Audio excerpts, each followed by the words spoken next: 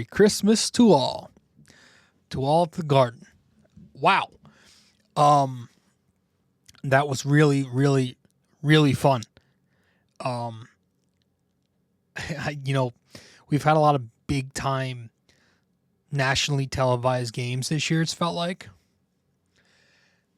And I feel like each one has gotten better and better. That was my favorite win of the year, which is really tough because it rivals the NBA Cup championship. But that just felt big, felt like a playoff atmosphere also. And Merry Christmas. That was fun, man. Like, Jesus. That was a comeback if I've seen one.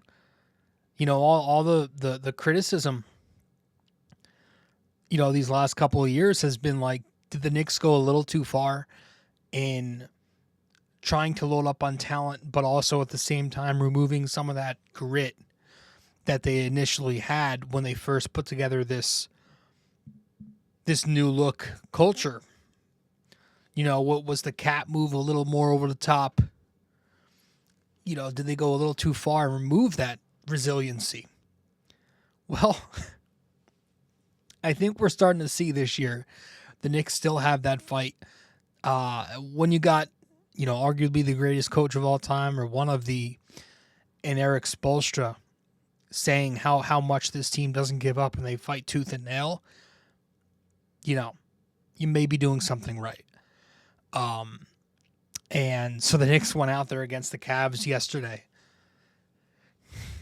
And I just love the fact that they were able to pull it off in that way, to halt their little momentum that they had going, come into the Garden and get off to the start they did, thinking they were going to cruise to a victory and put on a show at MSG in front of all these celebrities and do all these windmill dunks, right?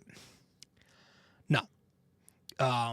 The Knicks put that shit to bed. So they pick up another win. Good bounce back. They were with Jalen Brunson and with Anunoby and everybody except for Deuce McBride and Shamet. And they got it done. And they continue to play really good ball, man.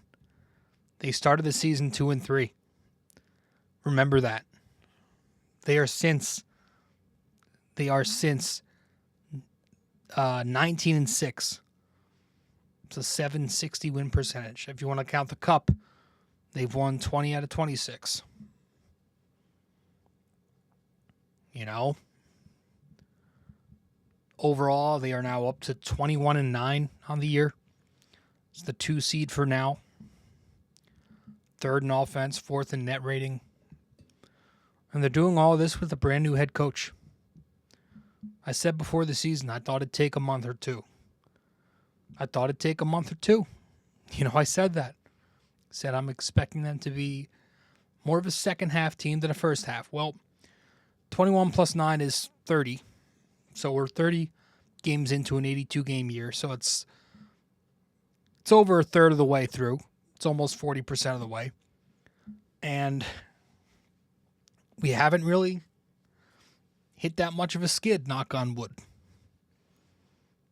It's just amazing thinking back, you know, over the years of Christmas Day, and these games now mean something.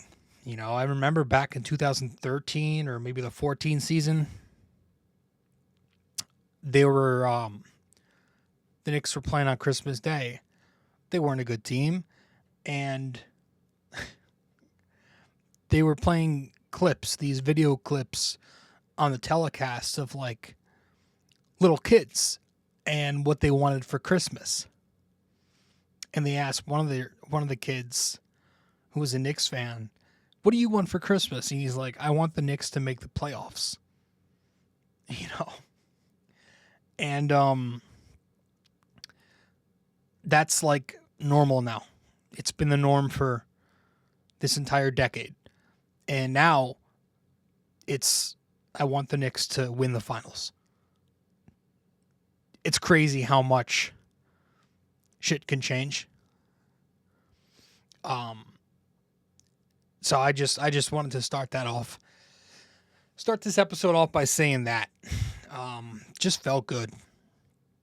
My favorite win of the year. But yeah, the game itself, man, it was a roller coaster. The first quarter was brutal. The second quarter was fantastic. The third quarter was brutal. And the fourth quarter was fantastic. And you look at it all in all, Jalen Brunson's heroics help you win the game. Tyler Kolek's heroics. We will talk about Kolek. Mitchell Robinson's heroics. Jordan Clarkson's heroics. Those were like the four headliners. But you had everybody contributing. Diawara gave you some ballsy first half minutes. Knocked down a couple of big shots. Bridges, quiet offensive game, but he did a very good job on Darius Garland. On Anunoby. Listen, Donovan Mitchell is a tough cover. 34 points. He had some flashy dunks. One, I should say. 1 out of 2. Hart, not his best game, but he had some big shots. And I want to go through all the ups and downs. And, I guess it'd be good to start there with Josh Hart because it's been a talking point all year. And, it's a conundrum that's yet to be solved. And I want to talk about it. So, anybody who watched that game yesterday knows what I'm going to talk about. So let's get to it the second we get back from break. Quick break here, guys. Stay connected with BD4 on social media. Follow us on Instagram and X at BD4Pod and find us on Facebook by searching BD4. Don't miss out. Join the conversation. Okay. Not going to waste time yapping about something we've already yapped about. You know it. You know the whole situation. It's a conundrum. When Josh Hart shares the floor with the first unit for too long, it gets bad. Jams up the spacing because the defense is able to send help to the post to force Cat into a double. Or they're just able to pre-rotate help to the paint to cut off drives, right? It's going to make life hell for Cat and Brunson, but mostly Cat because Brunson can at least create space by weaving in and out of ball screens and defenders. Cat can't do that. And this lineup, you saw them struggle mightily to create any sort of offensive rhythm in that first quarter with Josh Hart out there. What the Cavs were doing with Jared Allen was tough to watch.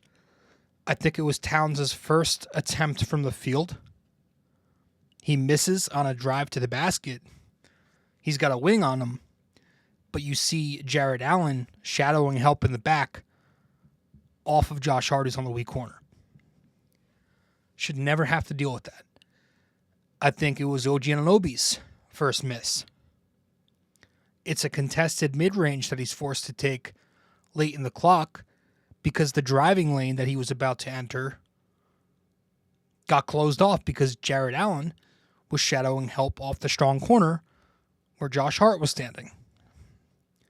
There was a possession later in the first quarter. It was a Bridges post-up. Donovan Mitchell helps off of Josh Hart from the strong wing to double the post on the empty side. Mikal can't really get into a rhythm there. So you saw it right away, and it's not just the helping, but when you have Hart out there and he's cross-matched, that means Cat's got the wing. So it's going to make it really easy for the defense to switch everything on those Brunson Cat actions. It's going to put a tough wing defender on Cat, who's much better against fives. It's going to negate the Brunson Cat pick and pop because switching is going to take away that three-point shot. If you switch that pick and roll, you're staying in front of it. There's no space to create for a three. Saw that, I think, the second possession of the game. The Knicks try to run a Brunson Cat action. Cleveland switches it to take away the 3-point shot. So Brunson goes to Cat to try and counter that switch by getting Cat to post the small. But Cleveland already scram switched in the back. They scram switched Allen by then back to Karl Towns. So because they were too slow to process that, couldn't get the advantage to counter. So it's, and like, there are ways to counter it for sure, but it's hard to consistently do that, when you're playing better competition like Cleveland. We always talk about how one of the ways that you can counter when they start cross-matching and helping off of Josh Hart is to screen with Josh Hart to get the big up into the action, right? But sometimes they're just not going to switch that. Like you saw when the Knicks tried to screen with Josh Hart, they opened the game up. The Knicks opened the game up last night by using Josh Hart to screen so Brunson could get the Jared Allen switch. Cleveland doesn't switch it. And so it eventually leads to Mikal Bridges trying to get a drive off, and he drives, but Allen helps off Hart to cut off the lane. And eventually it goes back to Josh Hart, who has to take a contested mid-range at the horn. Misses it.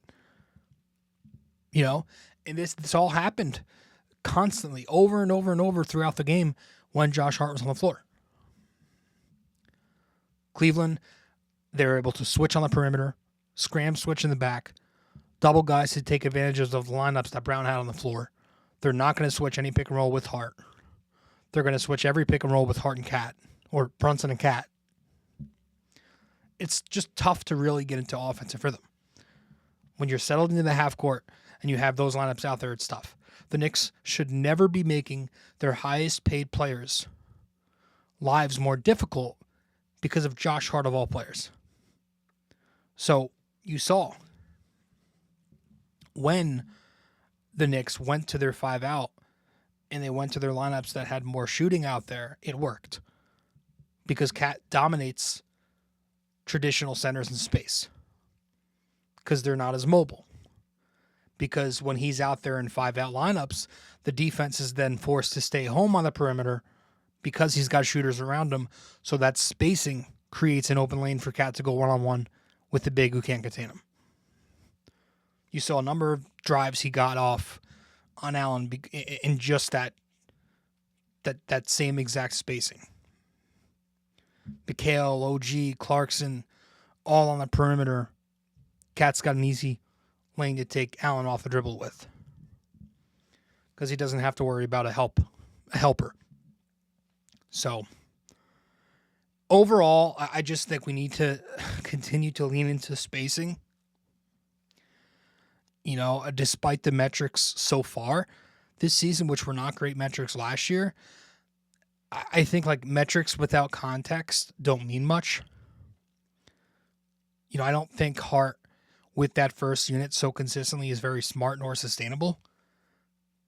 So despite what the metrics might say right now, it's skewed because of a small sample. Because the quality of competition has not always been great. Some of that comes in low leverage minutes. You got hot and cold shooting variances like Hart when he was knocking down a whole bunch of threes earlier in the year. That's not going to happen consistently. Just because the numbers look good right now doesn't mean it's coming in a way that you need it to come in or that you want it to come in if you're the Knicks. It shouldn't have to be, let's work our ass and tail off to get a bucket and just see that and be like, oh, it's working. No, it was working in spite of it. So yesterday, that lineup, Hart with the first unit, played the most minutes of any lineup combo. They played 8 minutes together. They were a -10 with a 69 offensive rating, a 131 defensive rating. They got no stops, and they were not scoring at all. 69 offensive rating is horrible. League average is about 115. So, but credit to Mike Brown, because Mike Brown made adjustments. And what did he do after that first quarter when he saw that lineup fall flat? We'll talk about that when we get back from break in just a sec. Want more BD4? Subscribe to our YouTube channel and never miss an episode. Hit that like button, drop a comment, and share with your fellow fans. Don't forget to ring that bell so you're always the first to know when a new video drops. Okay. Welcome back to the show. The Knicks win 126-124 last night. Yesterday. I keep saying last night. But Mike Brown makes adjustments. And what happens after a rough first quarter where the Knicks finish it down 15 points? Well, Mike Brown goes to a different lineup in that second quarter. And that lineup helps pull the Knicks within 2 points by halftime, behind 5-out spacing and just playing a lot of their smalls. You had Clarkson with big back-to-back threes to pull the Knicks within single figures in the top of the quarter. The starters start to get going. Mikal, OG, Cat. You know, Mikal and Cat were getting some big buckets in the middle of the period to put the Knicks up 6 at one point. Mikal was getting big stops on Darius Garland. Kolek's floor game was very strong in the period. They didn't even attempt a shot in the first half, or at least for a chunk of it, but was looking really good orchestrating the ball. Clarkson continued his strong two-way play later in the period. Hart and Brunson back on the floor later. They get a few buckets. But it was that 5-out lineup. It was those guards that were out there that were helping the Knicks thrive in that second quarter. And again, third quarter, a lot of Josh Hart, a lot of bad. Fourth quarter comes. The Knicks enter the period down 17 points, or they were down 17 early on in the period. And what happens? They come back from down 17 at the top of the fourth quarter to win the game. And it's behind their three smalls. It was their three smalls plus Mitch that won them this game. Early on in the period, Jordan Clarkson floater, Kolek three-pointer, Josh Hart's attacking the basket a couple of times. That's when he gets hurt on that second one. Later in the period, to absolutely erupt Madison Square Garden, which is the loudest arena in sports, by the way. Brunson's three cuts it to 9. Kolek's three right after that cuts it to 6. Later on, Clarkson's three cuts it to 5. Kolek, 22-footer, cuts it to 3. Brunson's step back cuts it to 1. Donovan Mitchell gets a reverse layup in response, but then Brunson with a step back 3 to tie the game on the wing. Cleveland goes back up 4 with 2.5 left. Kolek, three-pointer to cut it to 1.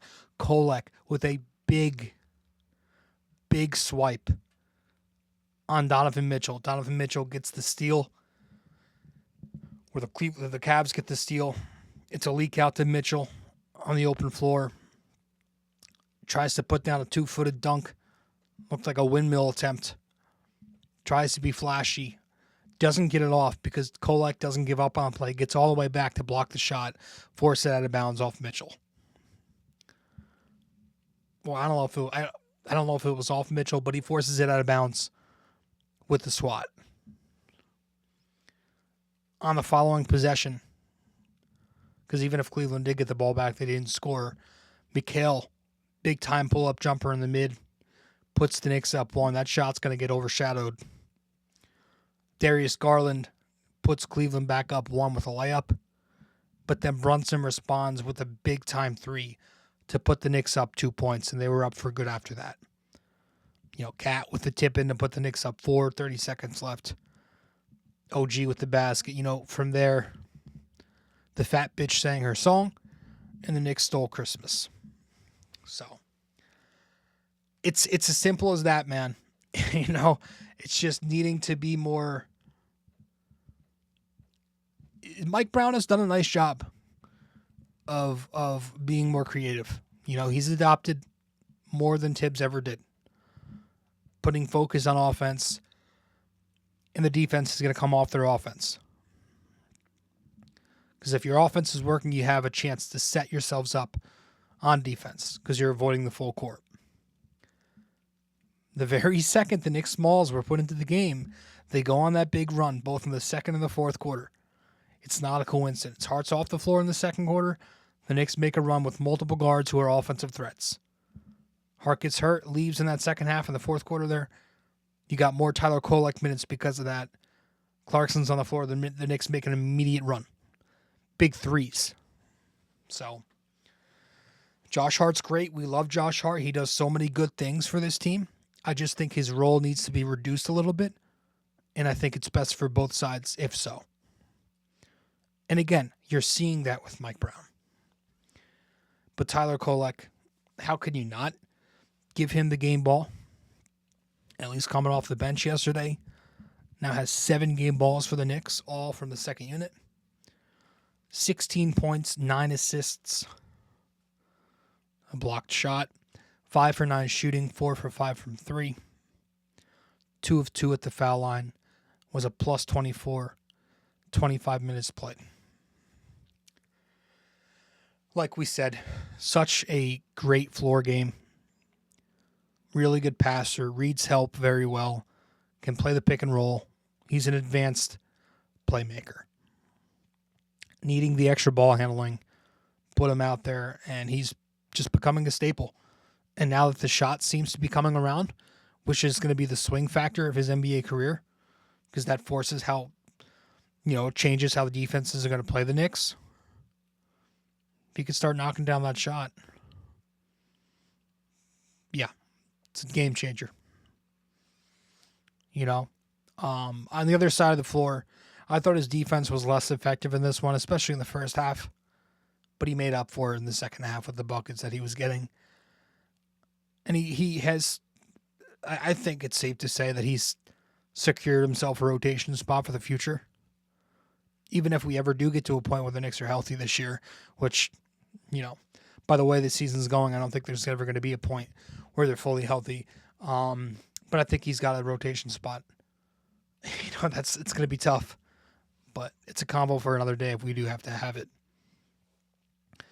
But you know what? Just because Kolek gets the game ball from the second unit doesn't mean Mitchell Robinson shouldn't get a shout out here. And Clarkson was great, 25 points. We're not even talking about that. But Mitchell Robinson finishes the game with 0 points. Finishes the game with 0 points, but makes maybe the biggest impact. Only him can you say that about. I know 13 rebounds, 8 of them offensive rebounds. He had 2 assists in there, a block, 17 minutes played. Crazy numbers there. But the 0 points, he missed missed 3 free throws, really, because of the lane violation. Don't care. There is a reason that, when the casual fan who doesn't know anything besides box score watching and watching ESPN First Take and all those, mainstream shit shows, there's a reason that the diehard fans are always high on Mitch. And there's a reason that he's been a postseason performer for years now. That he's shined in the playoffs. Because the guy just, if there is a definition of a guy who is just brilliant on the margins, it's him. All those big shots that we just went over, Kolek, Clarkson, Brunson, all those big shots, a whole lot of those threes don't happen without Mitch on the floor. Continuing in that fourth quarter to dominate Jared Allen, who he bitches every time this matchup happens. Offensive rebound after offensive rebound in traffic. And he's done a much better job of this year, more than any other year in his career, of getting it back out to the perimeter to create those 3-point looks.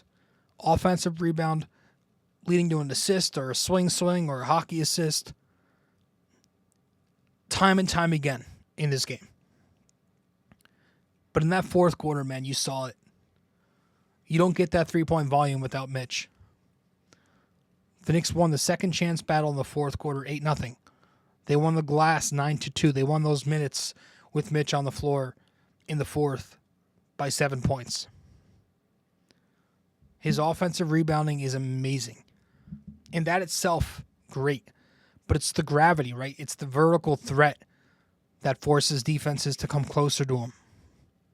It's the off-ball ability. That's gravity because of his ability to roll, leap, grab offensive rebounds.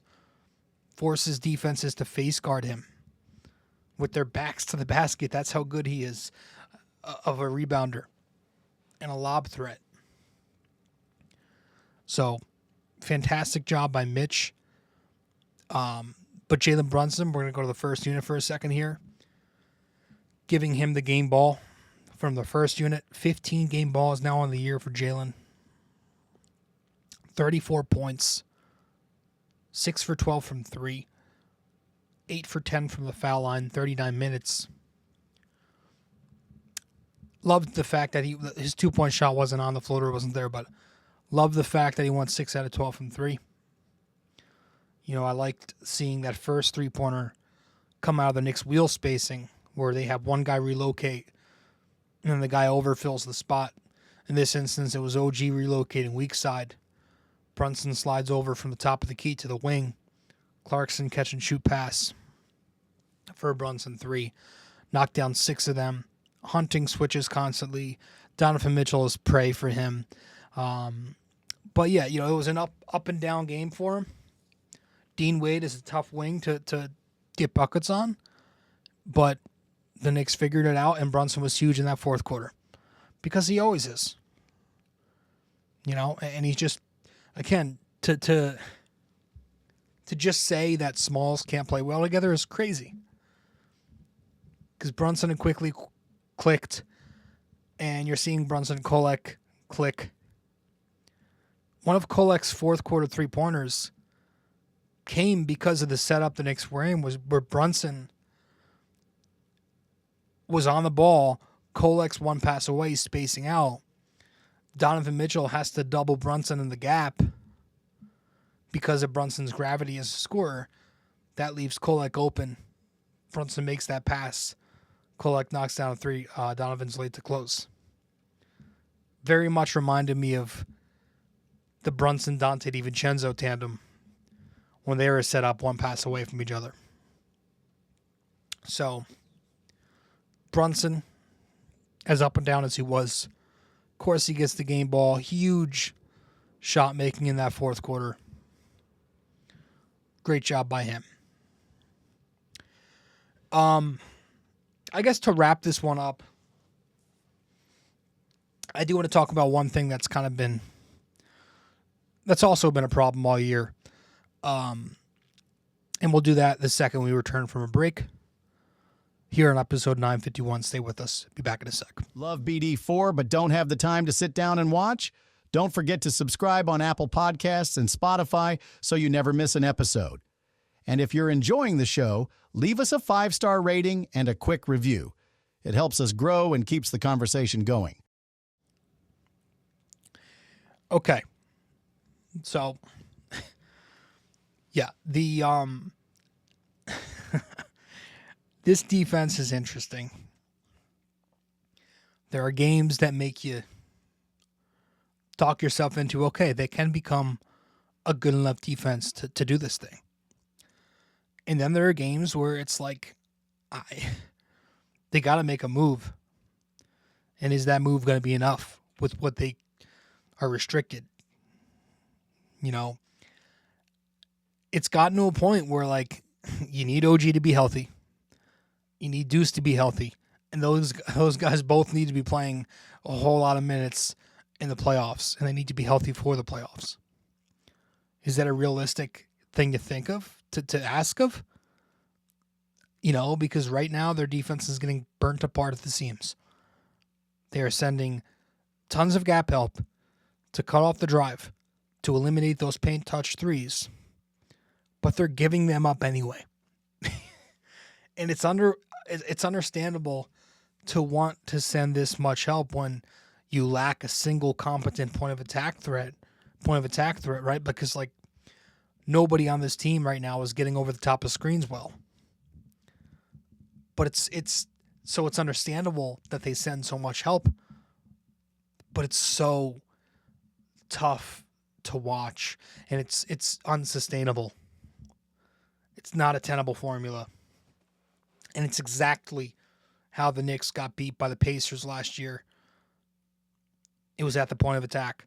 They were spamming Spain pick and rolls, stack, double drags, other screen-to-screener actions.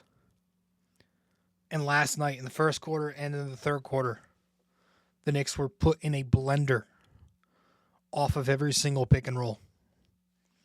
Donovan Mitchell, Darius Garland tearing the Knicks guards apart.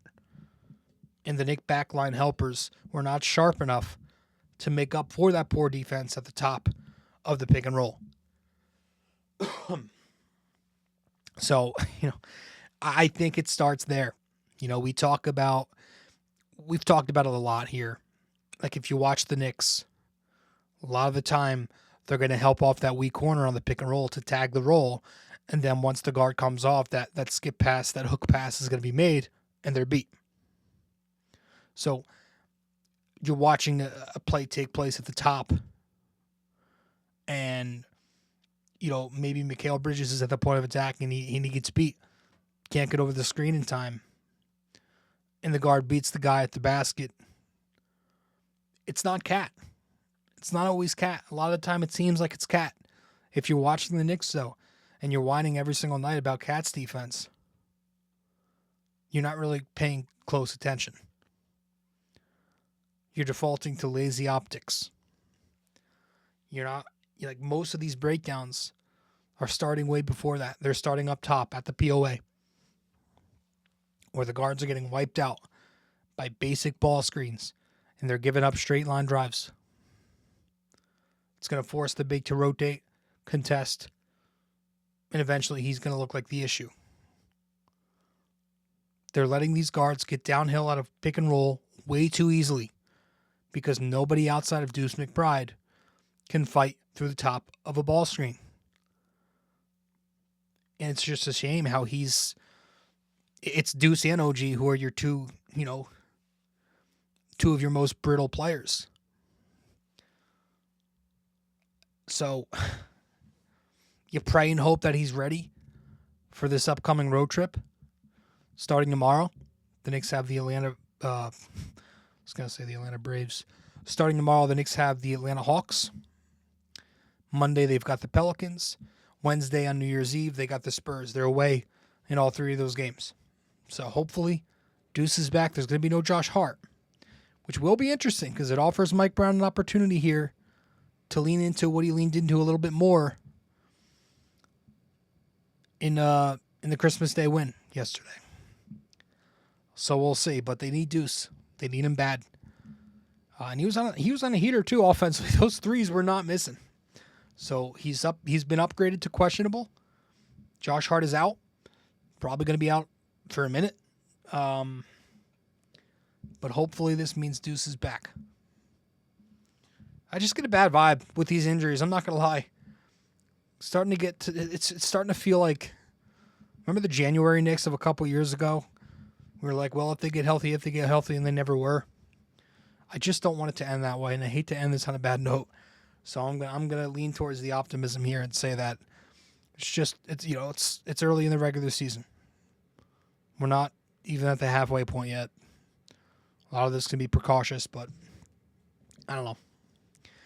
But that said, let's wrap this up now with our trivia. And that one is, if I could pull it up here on my notes, our trivia question for this one. Which Knick has scored the most points in a single Christmas Day game in franchise history? How many? Which Knick has scored the most points in a single Christmas Day game in franchise history? How many? All right. So let me know the answer. That's it. That's all we got. I appreciate you all for tuning in. Merry Christmas. Happy New Year. The Knicks win. Big one at the Garden. 126-124 yesterday afternoon over the Cavs. ATL up next. Let's go beat them. See you later. Appreciate you all. I'll see you after that show. Hey guys, thank you for listening to BD4. Be sure to follow us on social media subscribe to us on YouTube, and give us a 5-star rating on Apple Podcasts. We'll see you next time.